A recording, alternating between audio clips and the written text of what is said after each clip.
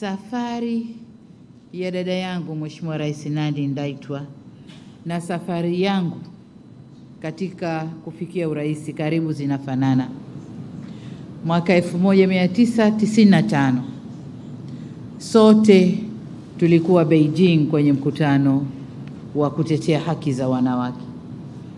Mheshimiwa Rais akiwa rapporteur na mimi nikiwa ofisa wa kawaida niye kwenda kuzungumza na kusikiliza mambo ya utetezi wa haki za wanawake.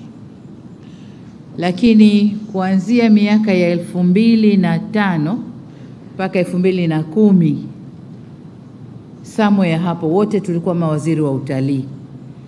Nakumbuka tulikutana na dada yangu Nandi Ndaitwah kule Netherlands kwenye mkutano mkuu wa utalii, lakini kila mmoja hamjui mwenziwe.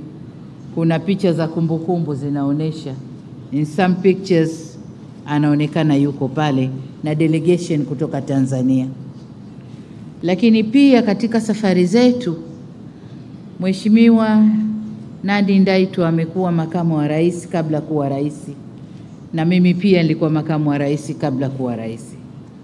Lakini sote wawili tumekuwa wenye viti wa vyama vyetu wa kwanza wanawake toka vyama vyetu kuundwa. Kwa hiyo nimekutana na mtu ambaye nafanana naye sana kwenye safari yetu ya maisha hadi hapa tulipofika. Nimuombe Mwenyezi Mungu atupe umri mrefu tuendelee kulitumikia bara letu Afrika, lakini na nchi zetu pia.